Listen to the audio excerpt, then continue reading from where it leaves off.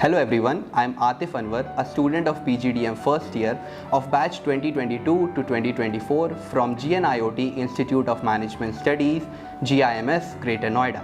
I am delighted to get this opportunity to present my views about the industrial visit to Anmol Industries Ltd by the Corporate Resource Center, the CRCT, and my faculty members. During the plant visit, we were welcomed by their HR team and they allotted us a guide who instructed us the protocols which we had to follow. He also showed us the manufacturing process of different varieties of biscuits such as Dreamlight and Yummy Orange. It was an amazing experience for me to witness the real-time production, inventory, packaging and workforce management of Anmol Industries. I also gained more learning and better understanding of the supply chain management and the distribution network of a FMCG company.